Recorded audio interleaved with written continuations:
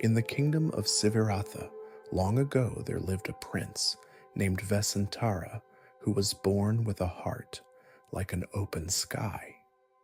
Even as a child, he gave away his toys to other children, not out of duty, but out of sheer joy.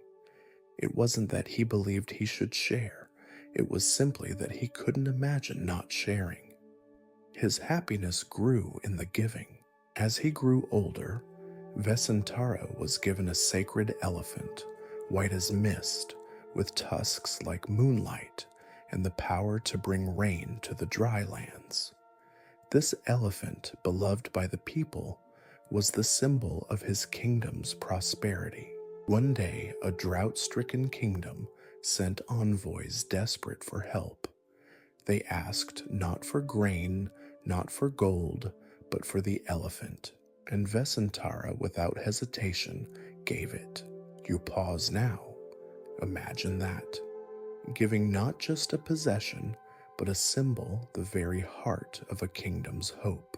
The people were not pleased. There were whispers and outrage. How could a prince give away what belonged to the whole land? But Vessantara saw through different eyes. To him, generosity was not measured by what was convenient. It was measured by the heart's willingness to release. You sit in the garden now watching a stone lantern flicker. A moth circles the flame, never quite landing. You wonder, what do you cling to, not out of love, but out of habit? What in your life, like that elephant, could become a gift if only you dared to let go? Vessantara's act wasn't perfect. It wasn't tidy. It caused disruption. But sometimes, true generosity is like a wind through tall grass. It shakes things loose, not to harm, but to clear a space. Tonight, you're not asked to give away your most prized possession, only to notice what tugs at your fingers when you try to loosen your grip. You rest your hands on your chest now. Feel the gentle rise and fall. The giving heart does not empty, it breathes. With each breath, it offers a little more space, a little more peace. And so with Vessantara's first gift, the journey begins not just through a forest, but through the terrain of the mind, through fear, through freedom, through holding, and finally, through letting go.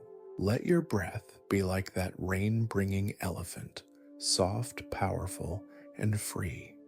The rain cloud king, they called him, not because he ruled storms or thunder, but because his heart, like a full cloud, gave without needing a reason, pouring kindness wherever dryness touched the world. After giving away the sacred elephant, Vessantara walked the palace gardens at dusk, not in triumph, but in stillness. The fragrance of frangipani blossoms lingered on the air. The servants, once quick to greet him with smiles, now lowered their gaze in discomfort. Even his father, the king, struggled to meet his eyes. You imagine that garden now, the still pond reflecting a bruised purple sky, a heron lifting gently into the evening air, its wings silent, and Vessantara standing beside the water, not angry, not proud, just aware that generosity, true generosity, does not always win applause. Sometimes it brings misunderstanding, sometimes it brings exile, and yet he did not regret it, because in Vessantara's heart-giving was not a transaction, it was nature, as natural as a rain cloud releasing its drops onto thirsty soil. The rain does not choose which flower to favor, it simply lets go, and in that letting go, everything is nourished. You breathe with that image now, the fullness of a rain cloud, how it gathers quietly, how it holds, and then without fuss releases, not to prove anything, not to be praised, just because it's time. You might ask yourself, What do you hold that is ready to fall like rain? Perhaps a memory you've guarded tightly, a story about who you must be, an old grief that clings like fog to the edges of your thoughts. Or maybe it's not dramatic at all. Maybe it's just the tension in your jaw, the need to be right, the little habits of clinging that dry out the soil of your peace. Tonight, you're not being asked to pour out everything, only to notice the weight of what you carry, and to wonder what would it feel like to let just a little fall. In the days after giving away the elephant, Vessantara offered more. His own golden chariot, painted with sandalwood, inlaid with patterns of vines and birds. A gift from his father when he came of age. He gave it away to a wandering ascetic who admired its beauty. Then he gave the royal parasol. Then the jewels from his robes. People whispered, "He's gone too far." But Vessantara did not see it as loss. He saw it as lightness. He walked barefoot now, and he noticed things, how the earth changed texture beneath each step, how the sunlight filtered through leaves instead of silk canopies, how the act of giving uncluttered not just his surroundings, but his mind. Sometimes you don't realize how heavy something was until you set it down. You lie on your back now, perhaps, with your palms open beside you, and imagine that golden chariot rolling away down a dusty path. It was beautiful, yes, but beauty too can become a chain when you fear to part with it. You are not required to give up your joys, but perhaps tonight you can loosen your grip on needing to possess them. Let the joy be like birdsong heard, appreciated, but not caught. And so Vessantara gave again and again, not to empty himself, but to become spacious enough to hold the sky. You listen now to your own inner space, the way your chest rises, then falls, the way silence grows between your thoughts. Can you feel the places inside you where generosity already lives waiting? Maybe it's in your patience, your forgiveness, the simple kindness you offered today, even if unnoticed. Vessantara's gifts were not only in the things he gave away, but in the way he gave, calmly, completely, without fanfare. And so the people grew restless, their love for him shadowed by fear. If a prince can give away the kingdom's treasures, what might he give away next? The ministers whispered, the courtiers stirred, and in time, the king, his own father, made a decision. Vessantara was to leave the palace, to go into exile deep into the forest. But exile to Vessantara did not mean punishment. It meant possibility, because the forest bare unadorned was the perfect place to give even more. You close your eyes and feel a gentle smile at the corners of your lips. How strange it seems, this prince who grows richer the more he releases. But maybe you understand it a little. Maybe you've felt it too, that small, quiet peace that arrives when you stop grasping. When you finally say, this too can be let go, like a rain cloud letting go of its burden, Vessantara steps forward into the forest night. And you too drift a little closer to that same sky, soft, unburdened, open. The sun rises gently behind the hills as Vessantara walks further from the palace, his feet now dusted in red earth. He carries no carriage, no retinue, no possessions, only a quiet resolve. Beside him walks Mari, his wife, and close behind are their two small children, each step lighter than the last. They do not weep, they do not cling. There is sorrow, yes, but it is the soft kind, like dew on early grass, not sharp like broken glass. You walk with them now, if only in spirit. The forest path curves gently ahead, lined with tall trees whose canopies filter the light like stained glass. There's a hush beneath the branches, a silence not of absence, but of presence. Birds do not sing loudly here. They murmur. Even the wind seems to bow its head. Eventually they reach a clearing, and in that clearing something simple awaits a cart. Not golden, not jeweled, just a sturdy wooden cart with sandalwood wheels and ropes worn smooth from years of use. It was meant to be their last means of carrying supplies into the forest, and yet Vessantara gives it away to a passing Brahmin who asks with reverent curiosity, "Would you offer this cart to great prince?" And again, without hesitation, Vessantara bows and unhooks the reins. The man's eyes widen, unsure whether to accept. But Vessantara smiles with the calm of someone who is not giving out of duty, but out of joy. You watch the cart roll away, bumping gently over roots and stones. It leaves no trail behind, and neither does Vessantara look back. You take a deep breath now, one hand resting on your chest. Feel the soft thump of your heart. If you were to give something away, not because you had to, but because it felt free, what would it be? It needn't be a cart. Maybe it's the need to explain yourself. Maybe it's the armor you wear around others, the smile that hides the exhaustion. Maybe it's the little voice in your mind that whispers, "You are not yet enough."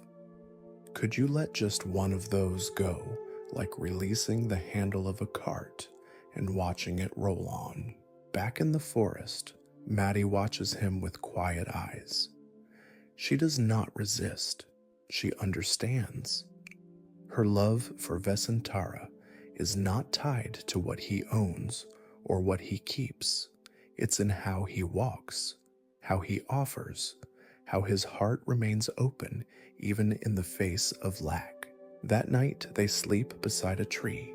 No tent, no walls, just the curve of the sky above embroidered with stars and the rustle of small animals moving in the brush. Vessantara sleeps lightly but not restlessly. There is no fear in his dreams, only the wind and the feeling of having nothing to lose. You lie back now as if beside them. The forest sounds become your lullaby. Crickets, leaves brushing, the low hoot of a distant owl. The world is vast, but not indifferent. It holds you gently, like a parent humming you to sleep. In the dream, Vessantara is back in the palace, holding the jeweled cart once more, but it begins to turn to light in his hands. The jewels become dew, the wood becomes wind, and when he opens his palms, there is nothing there, only space. And he smiles. You breathe in soft and long. Let that image settle in you, not as a lesson, not as a goal, just as something beautiful to hold lightly, because true generosity isn't about deprivation. It's not about saying no to life. It's about saying yes to flow, yes to impermanence, yes to the joy of letting something move through you rather than sticking to you like breath. Inhale, receive, exhale, release, again. Like Vessantara, you don't need to prove your goodness by giving. You don't need to force yourself to let go of what you're not ready to release. You simply notice, and gently, gently you soften. Tomorrow the forest will grow a little deeper, the journey a little stranger. But for now, you are here beneath a sky stitched with stars, beside a prince who gave even the beauty of a sandalwood cart, and you are still, and you are enough. The morning mist wraps around the forest like a soft shawl, dampening sound and making each step feel slower, deeper, more dreamlike. You walk beside Vessantara, now the leaves brushing gently against your arms, your feet tracing the quiet path into deeper wilderness. The trees here are ancient trunks, wide as doorways, their bark dark with age and rain. Some lean with the weight of time, some stand tall and straight, like monks in meditation. Maddie walks just ahead, steady and graceful, a bundle balanced on her back. The children ride no more. Their legs are tired, but they do not complain. There is something sacred in their silence, as if they too are learning to move with less. By midday, the family comes to a vast banyan tree, its roots twisting like old rivers, its shade as wide as a shrine. They stop beneath it, setting down their few belongings. Maddie gathers leaves to build a bed. Vessantara kneels and presses his palms together at the base of the tree, bowing once, twice, 3 times. This is no longer a journey. This is home now. And you too take a seat beneath that imaginary tree. Feel the earth beneath you, cool, textured, steady. The kind of ground that doesn't ask anything of you. It simply supports you just as you are. Vessantara sits quietly and begins to meditate, but his peace is soon interrupted. A group of villagers passing through the forest recognizes him. Some bow in reverence, others frown in confusion. One man, eyes narrowed, speaks loudly. "You gave away the elephant, the cart, your robes. Why do you still have anything at all? Shouldn't you give this tree away too?" There is laughter, not cruel, but uneasy, like people testing the edges of something they do not understand. Vessantara does not argue. He does not defend. He simply looks at the man and bows his head gently. You sit beside him in silence now. There's a pause in the air, like the moment before rain. And then Vessantara speaks, his voice like warm tea in cold hands. Praise and blame follow the generous like shadows follow the body. They are not mine to carry. You let that settle. Praise and blame. The twin winds that push us, pull us, twist our words and our actions. How much energy we spend trying to win one and avoid the other. And yet here is a man who bows to both, who lets them pass like weather. You close your eyes and listen to the sound of the forest. A branch creaks in the breeze. Somewhere a bird calls and is answered. Life continues without needing approval. In your own life, can you feel it? The moments when praise makes you inflate and blame makes you shrink. The way your shoulders tighten when misunderstood. The way your chest lifts when complimented. Tonight, just notice. You don't have to fix anything. Just notice how those winds move through you. And maybe choose not to chase either. Vessantara doesn't reject praise. He doesn't seek blame. He simply remains rooted like this banyan tree, its branches reaching wide, its roots deep and unseen. You reflect now on the teachings of the Buddha, who often spoke of the 8 winds gain and loss, fame and disrepute, praise and blame, pleasure and pain. All of them swirl through life, touching everyone, even the noble, even the wise. No one is free from weather. The practice is not to escape the winds, but to plant yourself so deeply that you no longer sway with every gust. And that too is generosity, the gift of equanimity, the gift of presence. As the villagers move on, some offer blessings, some curses.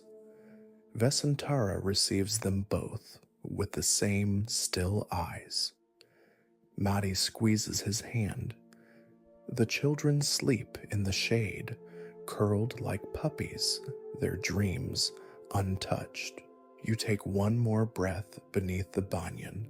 Inhale the quiet acceptance of things just as they are. Exhale the need to explain, defend, or prove. Let your own shadow stretch gently across the earth, unbothered by who sees it. Let your heart, like Vessantara's, become a place where even blame can rest and find no resistance. And in this letting go of needing to be right, needing to be seen, needing to be praised, something soft begins to open inside you. It is not weakness, it is space. The sun begins to slant lower in the sky, casting long golden fingers through the canopy as Vessantara and his family leave the banyan tree behind. They walk in silence now, their path winding deeper into the forest, away from all they've ever known. There is no turning back. The palace gates are far behind them. The jeweled hallways, the silk cushions, the perfumes and plates of gold gone. Even the cart is gone. All that remains is the earth beneath their feet, the sky above, and the rhythm of their breathing. And yet Vessantara feels lighter. You walk behind him in this imagined scene, and you notice it too, how shedding outer things reveals something inner. There is a strange dignity in his steps, a grounded grace. He is no longer prince of a kingdom, and yet he is more sovereign than ever before, because now his rule is over the self that once clung, once defended, once feared. They come at last to a hilltop where the trees part into a wide, sun-drenched clearing, and there, with no blueprint, no tools, no help, they begin to build a shelter. No one gives them instructions, no architects, no walls delivered on ox carts, just hands, leaves, and time. Maddie gathers fallen branches. The children collect large, broad leaves. Vessantara sharpens a stick into a digging tool and carves out a shallow pit for fire. There is no complaining, no rush, just steady, quiet work. Every movement is simple, every choice deliberate. You sit nearby under the shade of a leaning tree and observe.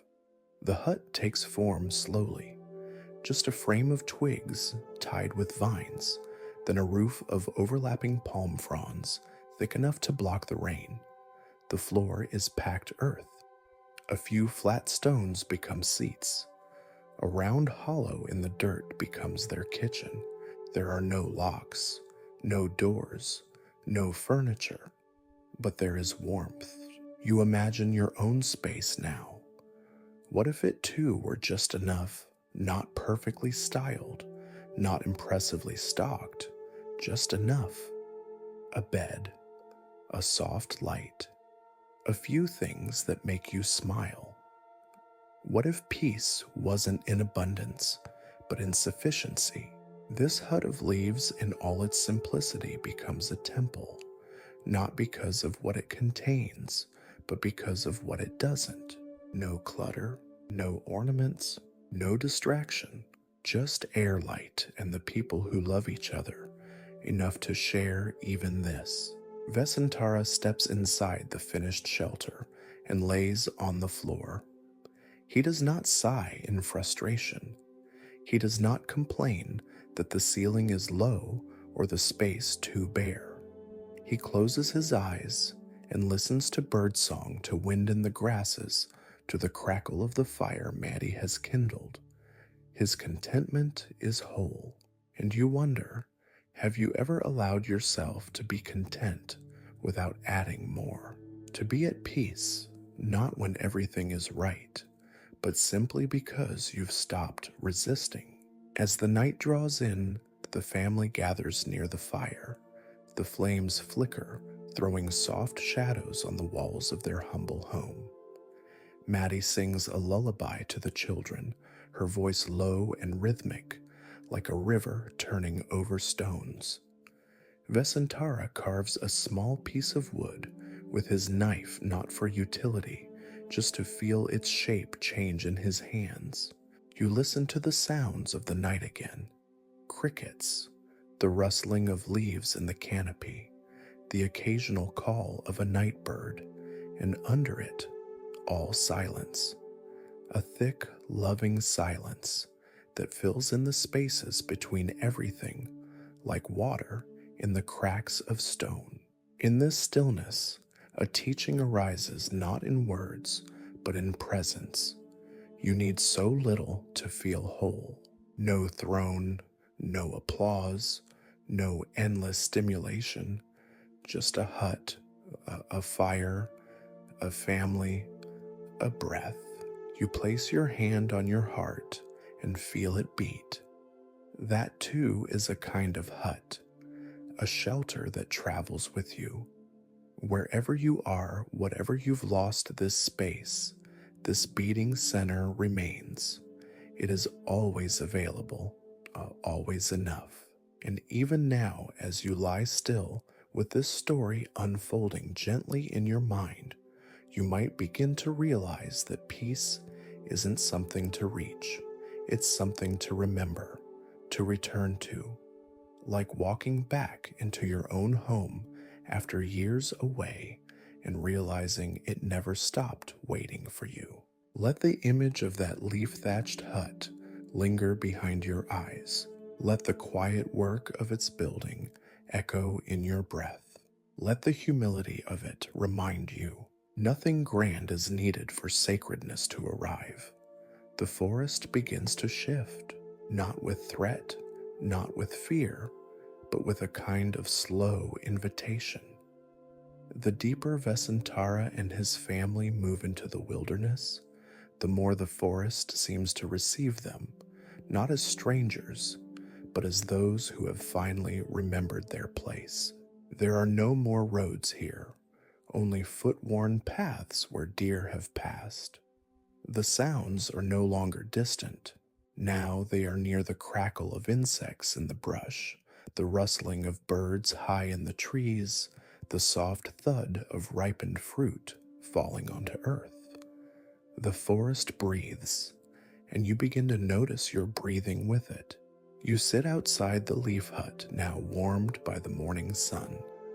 Vessantara is gathering sticks for the fire. Madi is preparing rice, and the children laugh as they chase a butterfly near the ferns. It's ordinary, and yet something about it feels like prayer. Everything here moves slowly, not out of laziness, but out of harmony. There is no urgency because nothing is missing. The forest gives what it gives: berries, bark, bamboo, clean water from a stream just down the slope. No more, no less. You walk quietly toward that stream, the air thick with the scent of crushed leaves and fresh moss. Each step is cushioned by layers of fallen things, twigs, petals, broken seeds. Life that has let go, life that has returned to the soil without protest. And there you kneel beside the stream. Clear water moves over smooth stones, each one perfectly shaped by time. You dip your hands in. The coolness surprises you and then soothes you. It asks nothing of you. It simply flows around your fingers, over your wrists, then onward. This is how nature gives, without condition, without credit, without delay. And you begin to see the forest is not poor. It is not empty. It is abundant in a way that is invisible to the eye trained to count only gold. Here, the wealth is in the softness of soil, in the silent companionship of trees, in the slow, rhythmic songs of creatures who do not hurry. You lie back on the grassy bank and look up through the branches. The light filters down like honey, golden and slow, and above it all, the sky stretches wide, unchanged by whether you call it yours. This is the lesson of the forest enoughness. Not excess, not struggle, but that quiet place in the middle where your needs are met and your heart is still. Vessantara understands this. He walks the forest without needing to dominate it. He does not hunt. He does not hoard. He takes only what is offered and offers what he has. Once a hungry traveler wandered near their hut. Without hesitation, Vessantara gave the man his share of rice and spent the rest of the day in hunger. That night, his stomach ached, but his mind was light. Lighter than any feast could have made it. You imagine this now giving not because you must, but because you can. Giving without the secret hope of being seen as good. Giving like a stream gives water, like a tree gives shade, simply because you are rooted full and at peace. And even if you're not yet full, even if you're tired, hurting, or uncertain, you still have small gifts to offer.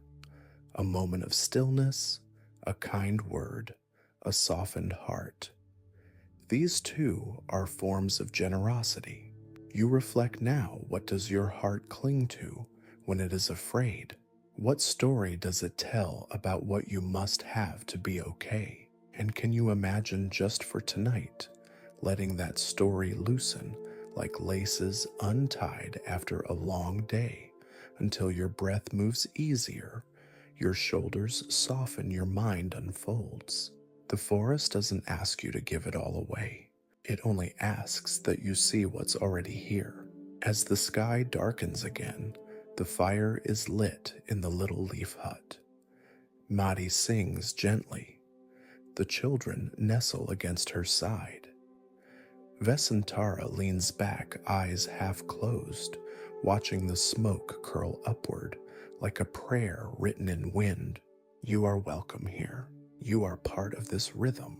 You are not behind. You are not late. You are not lacking. Let the night wrap around you like the forest wraps around this family. Let yourself be enough for now, for this breath, for this soft pause in time. Night deepens. The forest exhales its cool breath, and the little hut of leaves becomes a nest tucked gently into the hillside. Everything is still except the fire, which flickers quietly, casting golden shapes that dance across the woven walls. You lie just outside, wrapped in a light blanket, listening not for anything specific, but simply allowing sound to arrive. A frog somewhere in the brush. The hush of wind slipping through reeds. The crackle of an ember collapsing into ash. And in this perfect hush, a story unfolds. It is said that one evening, just as twilight gave way to night, a sage passed near Vessantara's shelter. His robe was threadbare, his staff weathered, his feet were blistered from many days of walking. He did not ask for food, he did not ask for shelter. He only looked at the prince and said, "Tell me what the forest has taught you." Vessantara bowed his head. "It has taught me," he said slowly, "to accept what comes and to release what clings." You rest your hand on your chest now and breathe with that phrase. To accept what comes, to release what clings. It feels like a rhythm your body already knows. The sage nodded, smiled faintly, and passed on. That was the only exchange. No lecture, no ritual, just presence and a quiet knowing between two hearts. This is the way of the forest. It teaches without force. It teaches through being. And it accepts you not when you are perfect, but when you are present. The next morning, Vessantara sat beneath a tree, watching ants travel along a fallen branch. He traced their tiny feet with his gaze, marveling at how they never questioned the path. No complaints, no hesitation, just purpose small and steady. And you reflect on that, how simple life becomes when we stop wrestling with it, when we stop resisting the shape of this moment. That's not to say it's easy. Even Vessantara, as peaceful as he was, still felt waves of doubt. On some mornings, hunger gnawed at his belly. On some nights, he missed the softness of silk sheets or the warm baths of the palace. He missed the music, the laughter echoing through carved halls. He missed not the riches, but the ease. And still he stayed. He stayed because the peace he found in the forest was not the absence of difficulty. It was the absence of struggle against it. Tonight you are invited into that same kind of peace, not by pushing away what you feel, not by pretending to float above it all, but by sitting gently within it, like Vessantara beneath the tree, watching ants, not needing them to be anywhere else. You imagine now that you too are sitting beneath that tree, the bark rough behind your back, the light golden on your face. Your thoughts drift through your mind like birds, through branches appearing, pausing, passing on. You do not chase them. You do not cling. You simply let them be. This is the forest's gift space. Space to notice. Space to rest. Space to return to the simple truth that you are already enough. You take a long, quiet breath, maybe the deepest one today. You feel the cool air entering your nose. Feel your chest expand, your ribs widen like wings unfolding. And then you let it go. The breath, the thought, the weight. Let it all go like a leaf drifting down through the dusk. Somewhere in the distance, a branch creaks. An owl calls once, then silence again. You lie back and feel the forest hold you, just as it holds the family in the hut, just as it holds every fallen leaf, every broken branch, every small beginning. There is no judgment here, only breathing, only being, only the soft unfolding of your own generous heart. The days pass in the forest, but not like they did in the palace. There is no bell to mark the hour, no scrolls to dictate what must be done. Time here does not rush, it does not demand. It flows like a stream, sometimes swift, sometimes slow, but always onward. You walk with Vessantara as he gathers firewood one morning, dew still fresh on the grass, his hands wrapped around a smooth, worn branch. The air smells of wet bark and distant blossoms. His breath is calm, and yours naturally begins to match his rhythm like two reeds swaying in the same breeze. And then from the edge of the forest trail someone appears. A man, thin, ragged, eyes sunken with hardship. His name is Jujaka, though that name hasn't been spoken yet. He is a Brahmin, but not a noble one. He is desperate. He bows before Vessantara not out of reverence, but out of need. I have come for your children, he says, and the forest seems to hold its breath. You too go still. The words ring heavy. The children? Surely not. There must be a limit to generosity. Surely some things must be held back. Surely love for one's children cannot be offered as a gift. But Vessantara does not respond with anger. He looks to the ground, then to the sky. He closes his eyes for a long, deep breath, not out of obedience, not out of numbness, but out of something more tender, an understanding that even the most precious must sometimes be released, not out of detachment, but out of trust. You feel your own heart tighten. This part of the story is difficult. It's not meant to be comfortable. It asks a lot. But you're not here to judge the act. You're here to feel what it stirs in you. What do you most fear losing? What do you hold so closely that the mere thought of release makes your breath catch? This story does not ask you to give up your children. It asks you only to notice what your heart clenches around, and maybe to wonder what would happen if that clenching softened. Vessantara kneels before his children. He speaks softly. He tells them of the path he's chosen, of the nature of true generosity. Not to guilt them, not to convince, but to share the truth as he sees it, that all things are impermanent, even the most beloved. The children cry. Maddie is away gathering roots. She does not know. Vessantara does not weep yet, but his voice shakes. His hands tremble. He kisses their foreheads one by one and offers them into Jujaka's care.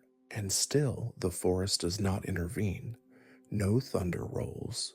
No god descends to stop the scene.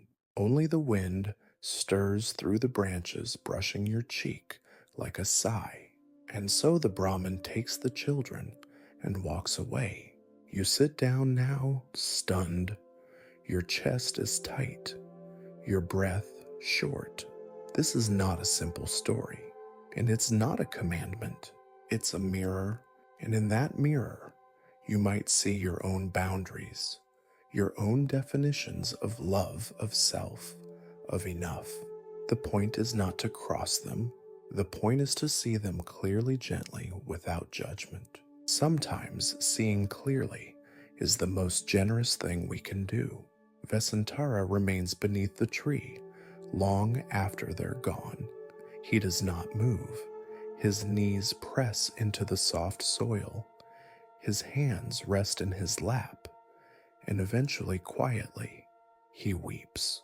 You hear the sound of his grief, not loud, not wild, just a low, steady release like water seeping into earth. And somehow it feels sacred, because in that moment you see letting go does not mean feeling nothing. Letting go can break your heart wide open and still be right. You lie back once more. The night is near again. The stars begin to prick the sky with soft light. A breeze moves across your skin like a hand smoothing the blankets, and you remember even this pain is not forever. Even sorrow too can be given room to breathe. Even heartbreak can be holy when it is held with compassion. Let it all be here, your questions, your emotions, your unease, and then, like Vessantara, let it pass through you, like wind through trees, like water over stone, like the love that doesn't need to hold in order to endure. The forest is quieter now. It isn't that the birds have stopped singing or the wind has ceased rustling the leaves. It's that Vessantara hears none of it. He sits alone beside the cold fire pit, the morning light barely touching the edge of the leaf hut. His eyes are open, but not seeing. His body still, but inside the waves are rising. You walk slowly toward him in your mind's gentle landscape. You don't speak. You don't intrude. You simply sit a little way off and witness a man whose heart has been opened wider than he knew it could bear. This is not the peace of a monk in meditation. This is not the glow of a saint, untouchable by suffering. This is the raw, trembling silence of a father who has let go of what he loves most. He weeps, not loudly, not dramatically. His tears fall like dew from the rim of a lotus leaf, quiet, steady, unresisted. And this too is part of the path. You take a breath. Let it travel deep into your belly.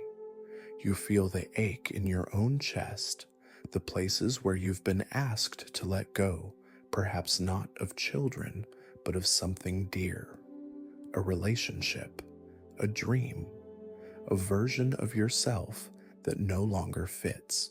Letting go does not mean shutting the door and walking away with dry eyes. Letting go sometimes means sitting still right in the center of the ache and letting the ache wash through you like moonlight on cold water. In the Buddhist tradition, there is no shame in grief. The Buddha never said you mustn't feel pain. He only said feel it fully and know that it too will pass. Vessantara allows himself to feel. He doesn't rush to patch the hole in his chest. He doesn't pretend that all is well.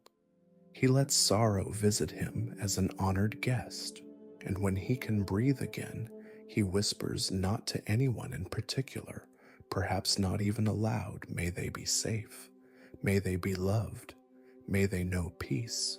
You close your eyes and repeat that with him now. Perhaps you picture someone you've lost, or someone you've parted from, even if only in spirit.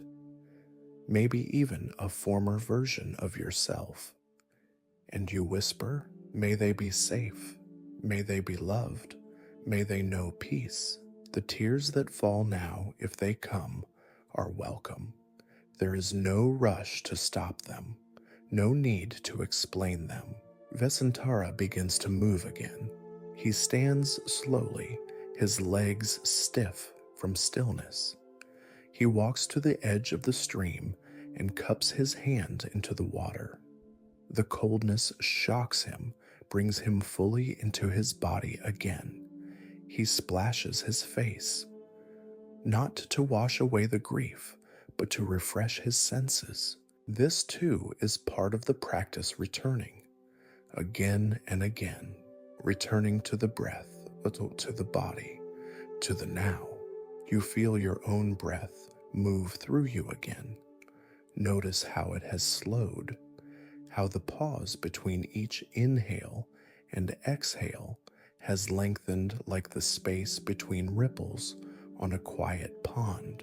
Grief, like generosity, asks us to open, to stop resisting the current, to let the river carry us, even when we do not know where it leads. Vessantara does not try to make sense of his pain. He does not speak it into tidy meaning. He simply honors it, sits with it, lets it soften, and in time, that softening becomes the doorway to compassion, because one who has felt sorrow so deeply cannot help but understand the sorrow of others. You place a hand on your heart now, not as a gesture of fixing, but of witnessing. You too have known ache. You too have sat in the ashes of something precious, and yet here you are, still breathing, still soft, still capable of kindness. This is the kind of strength the world forgets to praise, the quiet strength of the heart that stays open even when it breaks. The wind stirs again, the trees sigh, and Vessantara, still dripping from the stream, walks back to the hut where a single bowl of rice waits for him on a banana leaf. He eats in silence, and somehow, even in the midst of grief, even with the pain still fresh, he feels gratitude. Gratitude for the forest, for Maddie who will return soon, for the very breath that moves through his body, reminding him he is still here, and so are you. The bowl rests empty now, a few grains of rice stuck to the sides, like small white stars in a wide sky. Vessantara sets it down gently, as if even the vessel deserves reverence. The fire beside him crackles softly, embers glowing like quiet hearts. This bowl, so simple, so unassuming, becomes a symbol of Dana, the sacred act of giving. You sit beside him again in the hush of the forest. You watch his hands weathered from work and softened by practice fold over one another in his lap.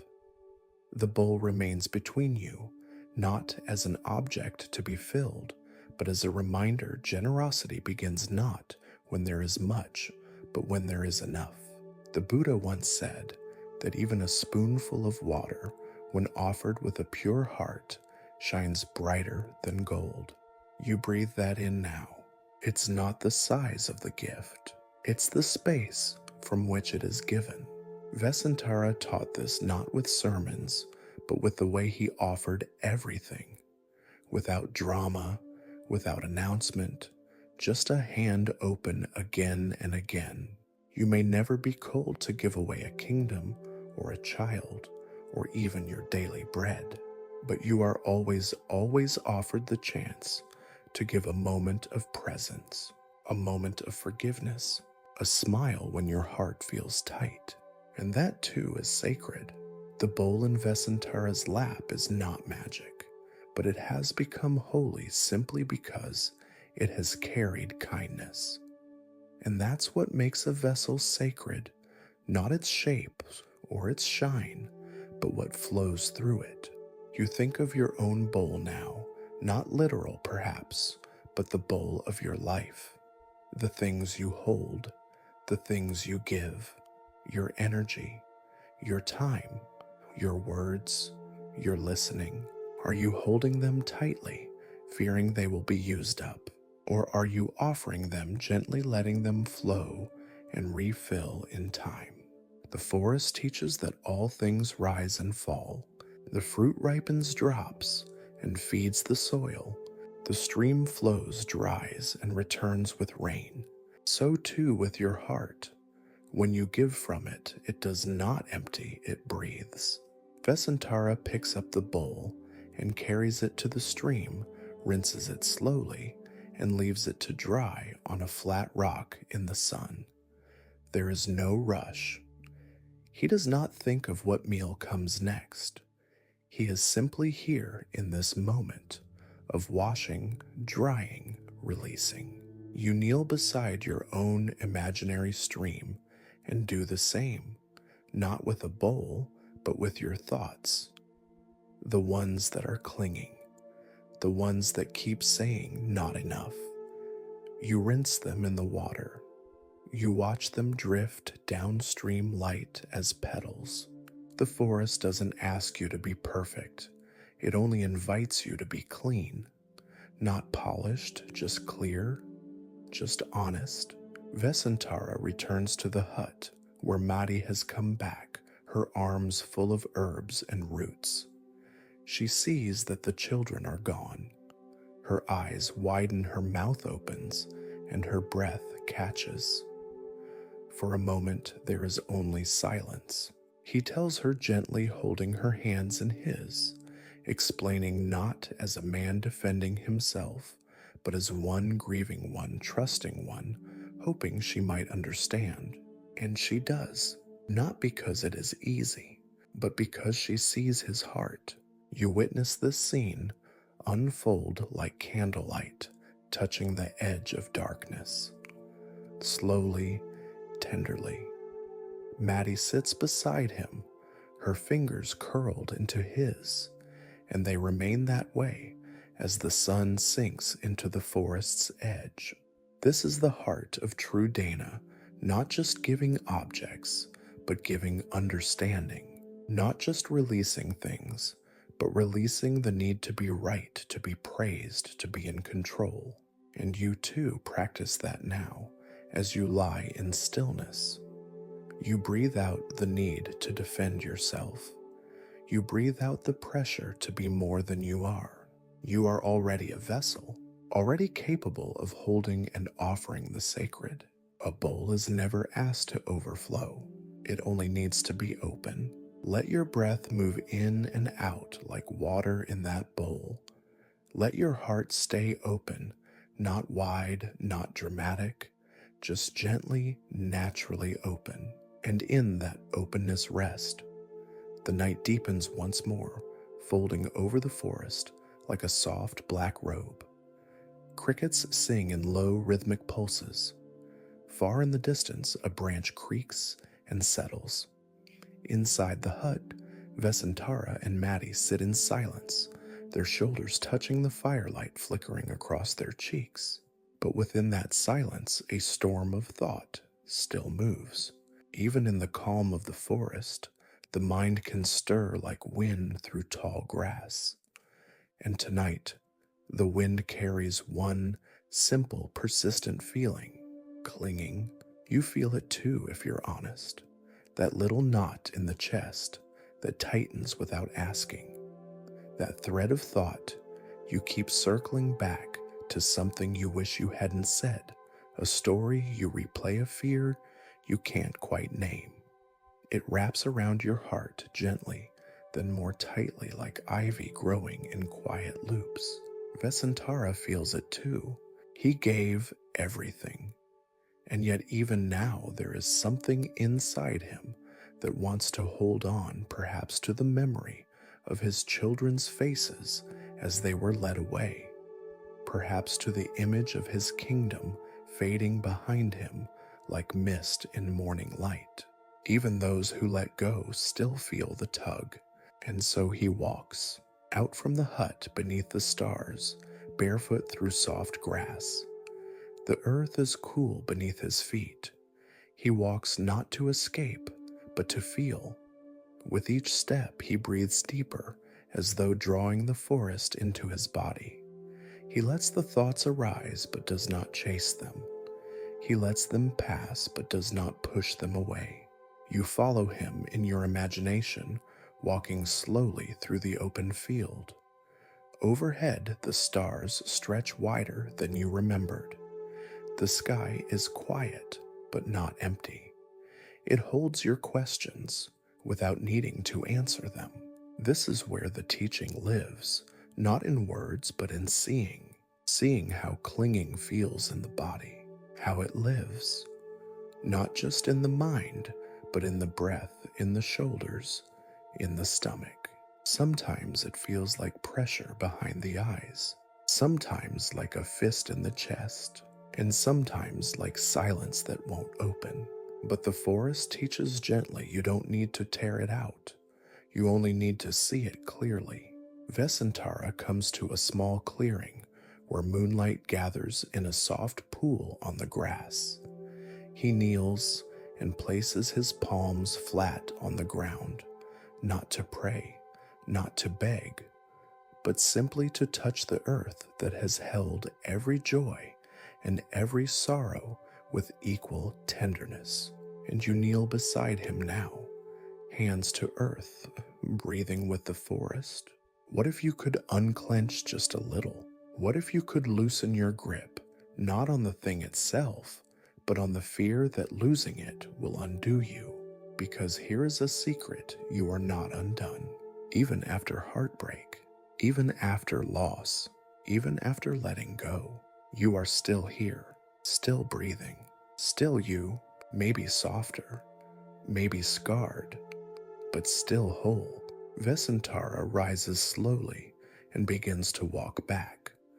The knot in his chest hasn't vanished, but it has loosened, and that is enough for now, because letting go is not a single moment. It is not a grand gesture. It is a practice, a breath, a returning. Again and again you unclench. Again and again you remember. The open hand is lighter than the closed fist. The soft heart is stronger than the shielded one. The peaceful mind is not the one that controls every thought, but the one that watches them pass like clouds drifting across an endless sky. You lie down now beneath that same sky. The stars blink slowly. The grass is cool beneath you, and inside your chest, something has softened. It may not be gone. It may not be solved, but it is seen, and in that gentle seeing, the clinging begins to loosen. Let your next breath carry it just a little further away. Let the wind pass through you. Let the thoughts rise and fall. Let the night deepen. and let yourself too release.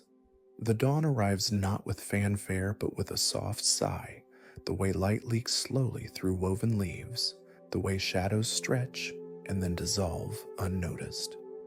Vessantara stirs from his sleep beside the fire. The coals still pulse with the faintest warmth. He adds a few twigs and watches as the flames return shy and quiet.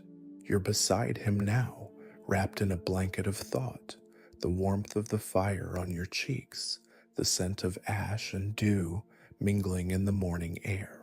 In the silence, a gentle teaching begins to rise, one that doesn't come from Vessantara's voice, nor from any sutra spoken aloud. It comes from what flows near you, the stream. A little further downhill, the stream moves steadily, weaving through rocks, fallen leaves, and overgrown roots, never pausing, never pushing. It glides, and you begin to notice this is generosity too. The stream does not ask who you are before it quenches your thirst. It does not choose which rocks to skip or which flowers to bathe. It flows not because it seeks approval, but because that is its nature. You walk toward it now in your imagination. The ground is soft beneath your feet, damp with morning mist. You crouch at the water's edge and trail your fingers along its surface. It's cold, but not harsh, clear, but not showy. A quiet offering moving forward even when no one notices. This is the kind of giving that doesn't need to be seen. The stream teaches a truth deeper than words. Generosity is not performance, it is flow. You think of all the ways you've given in your own life, the moments no one saw, the little kindnesses, the patience you offered even when no one thanked you, the meals you cooked, the messages you sent, the silence you held when someone needed space. These are the currents you've created, invisible perhaps, but real, and they are still flowing, just like this stream. Vessantara joins you now, kneeling at the water's edge. He cups his hands, drinks slowly, then pauses just to feel the stream move between his fingers. You cannot hold water, he says softly, but you can receive it. You let that truth settle in your bones. So often we think generosity is about holding, about keeping track of what we've given, what we still owe. But the deeper truth is this: the generous heart doesn't grasp. It receives, it releases, it moves, like a stream through a forest. You lie back on the riverbank, letting your breath match the current. Inhale, slow and full. Exhale, smooth and quiet. Your body begins to feel like water, too fluid, rhythmic, without edges. A dragonfly zips by its wings, flashing in the sunlight. You smile. Even that, the iridescence of a single insect, is a gift freely offered by the morning. And maybe you realize something simple: generosity doesn't always look like sacrifice. Sometimes it looks like presence, like being here fully, like really listening when someone speaks, like watching a stream without needing to take anything from it. In the Buddhist texts, there is a story of a monk who gave no great riches, performed no grand deeds. He simply smiled each day with an open heart. And in that smile, those around him felt a softening. Vessantara too begins to smile now, watching the stream ripple with light. Even the sky gives without knowing, he says. And you look up, see the blue above, vast and ungrasping. It doesn't hold back its space. It simply is.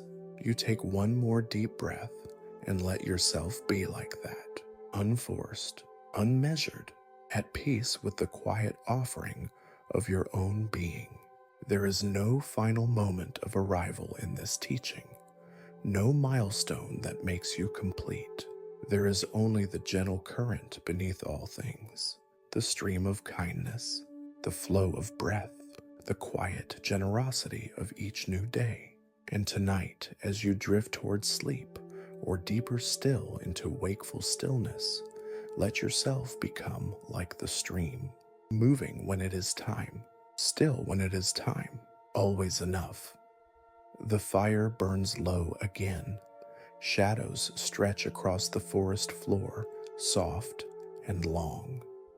Vessantara returns from the stream with a calmness that is not the absence of emotion, but the presence of something more grounded, something whole.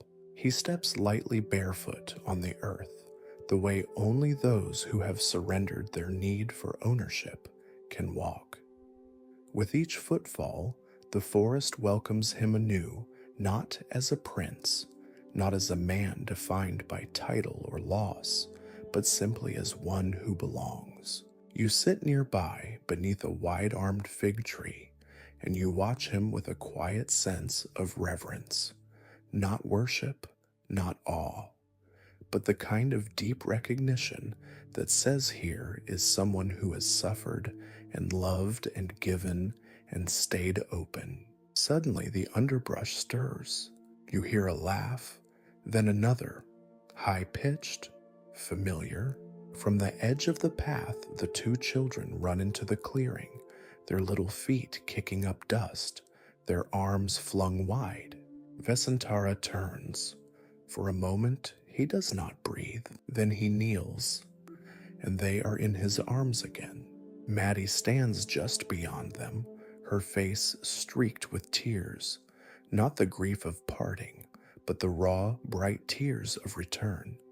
She had searched, she had pleaded, and finally, through the help of strangers, the children had come back.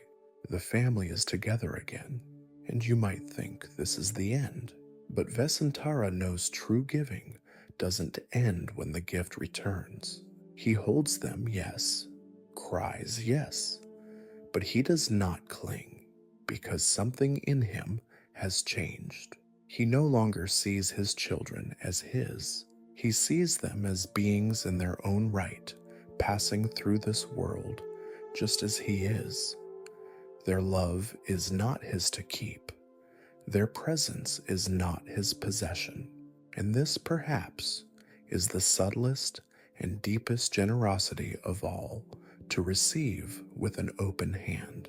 You reflect on that now, watching the scene from a quiet place within yourself. How often do we hold tight to what is dear, not because love asks us to, but because fear whispers, if you don't hold it, you'll lose it. But what if letting go isn't about losing? What if it's about allowing everything its freedom and loving it anyway? The children settle into their father's lap, and the sun begins its slow descent into gold. Maddie gathers leaves for dinner. No one speaks of what was lost or what was feared. The silence holds them more gently than any explanation could. You sit with your own memories, now the ones that returned to you after you thought they were gone. The ones you learned to receive again, but with less grasping. A friend who called after years. A hope that rekindled itself when you had given up. A softness in your heart that rose one day without reason. These things return not because you pulled them back, but because you created the space for their return. Like Vessantara, like the forest, like the sky, you place your hands in your lap now. Let them rest open palms up, not in waiting, but in welcome, to love without holding, to receive without clutching, to say you are welcome and you are free. This is what it means to be a generous heart, not just to give, but to give without needing anything in return.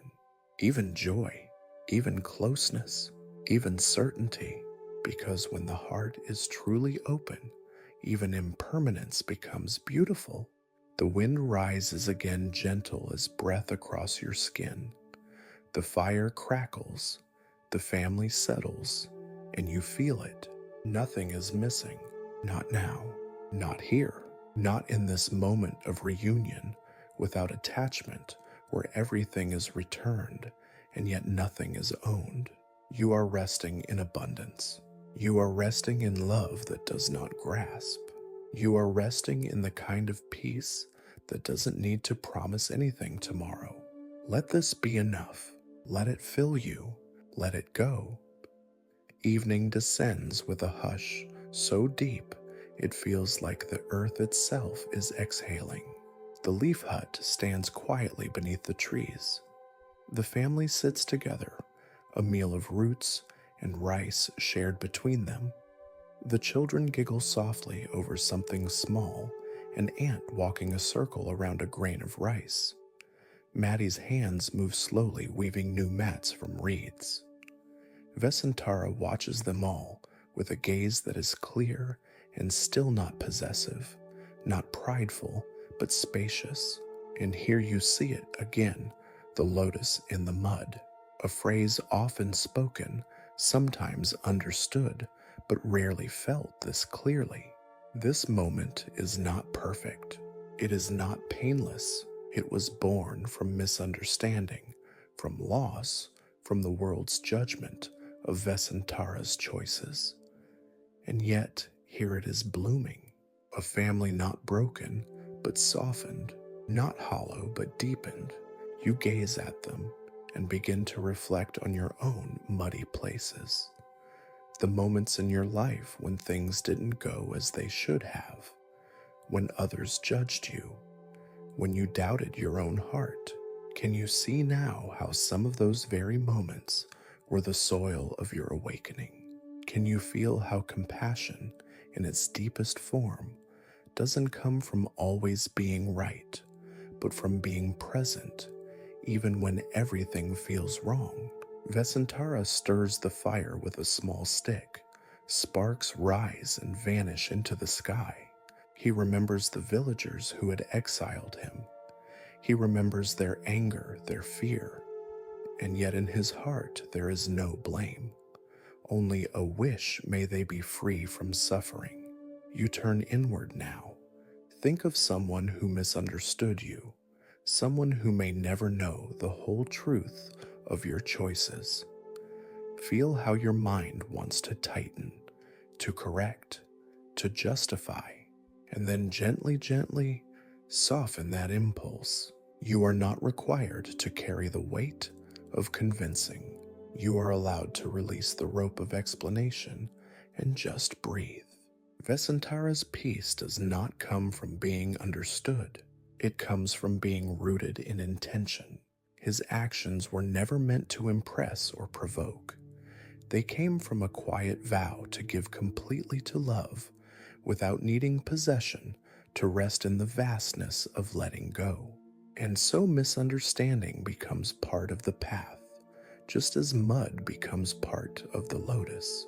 The Buddha once said, "As the lotus grows out of the mud, so too does wisdom grow from the difficulties of life." You are not asked to avoid the mud. You are asked to rise through it, slowly, steadily, with patience. You lie back now on the forest floor, the moss-like velvet beneath you, and stare at the canopy above. The trees are full of life. Each leaf sways with its own rhythm, yet somehow they all move together. This is how compassion works, each being unique, each story different, yet all flowing through the same wind, touched by the same rain. You remember now a moment, maybe long ago, maybe recent, when you felt seen, when someone offered you kindness, not because you earned it, but because they chose to. You carry that moment in your chest now like a small lantern, and maybe from this place of stillness, you can begin to offer it forward, even to those who don't see you, even to those who can't meet you where you are, even to yourself, especially to yourself. You have tried, you have grown, you have suffered, And still you rise, like the lotus in the dark pond, reaching without rush, blooming without bitterness. Let yourself bloom just a little more tonight, not because it's time, but because you are ready. And in that blooming, let go again, not of love, but of needing it to look a certain way. Let go of perfection. Let go of the story that says your worth must be proven. Let go of the need to be fully understood. You are already a flower, already full of fragrance even in the mud. Night stretches long and quiet over the treetops, wrapping the forest in its soft shawl of indigo. The stars blink slowly, like the eyes of old friends watching from afar. Inside the hut, the fire has settled into a low glow. The family sleeps in a circle of warmth, their breath rising and falling like the tide. But Vessantara is awake. He steps outside into the darkness barefoot once again. The ground is cool and familiar beneath his soles. He walks without direction, only following the rhythm of his own breath. You walk beside him in your mind, wrapped in the same stillness, your body as quiet as a shadow. At the edge of the trees he pauses. The moon is high above now, round pale and vast. Its light touches the leaves and gives them silver edges. Vessantara looks up, and you do too. And then with no fanfare he kneels and opens his palms to the sky. Empty hands, nothing to hold, nothing to protect, nothing to grasp. And this image stays with you, a man under the moon hands, open, not begging, not asking, just open. This is what it means to be free, not to own nothing, but to cling to nothing. Vessantara has given away his kingdom, his wealth, his name, his children, even his sorrow. And what remains is not emptiness, but clarity, a quiet fullness that asks for nothing and welcomes everything. You sit beside him now and mirror the gesture, your hands open in your lap. Feel that for a moment, that simple posture, the way your fingers curl slightly on their own, the way the air meets your skin. You don't need to say a word. The open hand speaks for you. It says, I am not afraid to feel. I am not afraid to love without owning. I am not afraid to rest without grasping. And perhaps for the first time in a long time, you realize you do not need more. You already have what matters, space inside your heart. The forest accepts the offering of your stillness. A breeze rises, brushing your cheek like the hand of a friend. An owl calls once in the distance, then silence again. And now, slowly, gently, you begin to see that Vessantara's journey was never about losing. It was about remembering what cannot be taken, what cannot rot or rust, what does not fade with exile or suffering or misunderstanding. The heart that lets go becomes boundless, like the night sky, like the sea, like love when it is no longer shaped by fear. You breathe deeply now. The air enters your lungs not just as oxygen, but as permission. Permission to stop striving, permission to stop proving, permission to simply be. Vessantara lies down on the grass looking up at the stars. The moonlight rests on his face like a blessing. He smiles, not a smile of triumph, but of relief. The kind of smile that comes only when everything unnecessary has fallen away and what remains is light.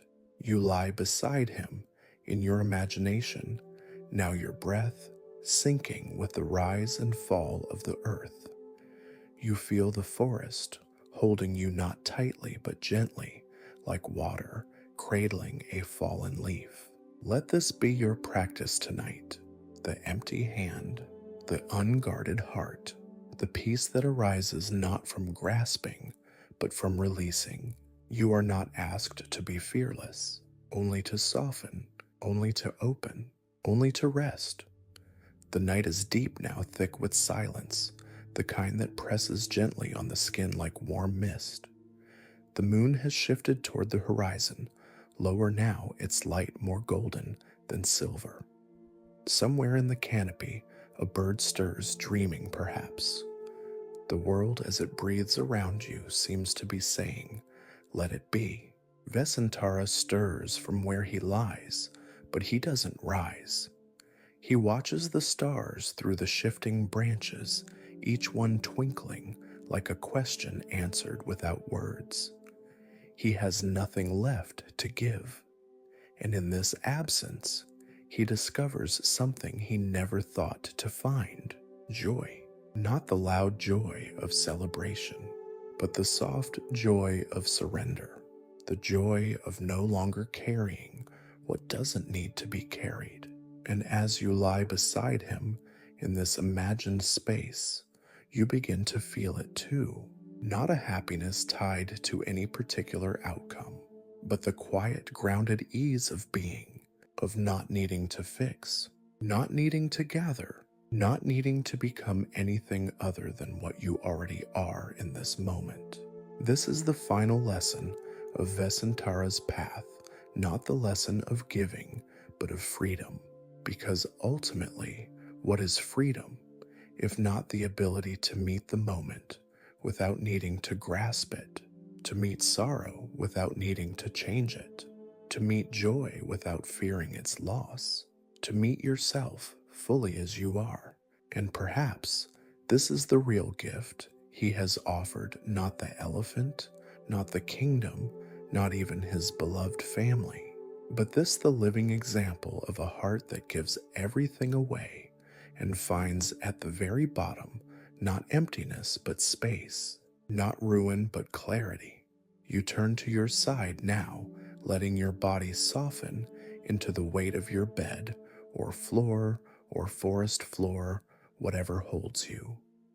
You feel the support beneath you as something sacred, something given freely, something that asks for nothing in return. You've been walking with Vessantara this whole way, and now you arrive not at a destination, but at a still point, a place inside you where there is nothing to prove, where forgiveness is easy, where love unattached can simply shine. Vessantara closes his eyes, and you do too. The wind moves softly through the trees, as though it were drawing a curtain closed, not to shut the world out, but to invite rest. Let that invitation be enough. Let yourself fall backward into the arms of this stillness. Let the story go. Let your thoughts float by like paper lanterns on a river. Let your breath move like the stream, generous flowing without need. And when the world asks again tomorrow, what will you give?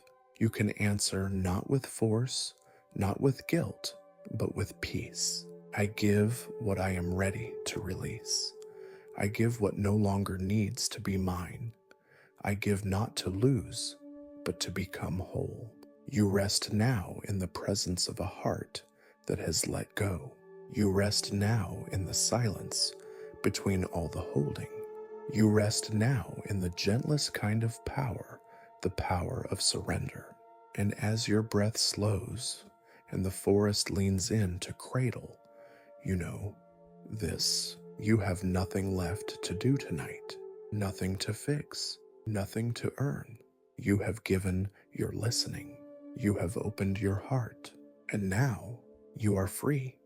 Let your body grow heavier with each breath, as if you're sinking slowly into a warm sea. The world narrows to this moment, this one breath, this one quiet heartbeat. There is no past tugging at you now, no future to prepare for, only this soft unfolding into stillness. The story has ended, but its feeling lingers like the scent of incense long after the stick has burned away. Vessantara's path is not yours to copy. but its essence can live in your breath, in the way you pause before reacting, in the way you let go, not all at once, but a little more each day, not because someone told you to, but because peace becomes more natural than clinging. Tonight you've walked through generosity, through sorrow, through release, through love that holds without holding. Let all of it settle now like dust on a sunbeam. You don't need to remember everything. You don't need to solve anything. Just rest in the knowing that there is a quiet strength in you, the kind that does not push or pull or demand, the kind that lets the moment be. Let your next breath come a little slower. Let your muscles soften like silk draped over warm skin. And if sleep comes, let it come gently. And if not, let this quiet be enough. Tonight there is nothing to hold. Tonight there is nothing to fix. Tonight there is only the open hand, the spacious heart, and the deep, deep rest that follows letting go.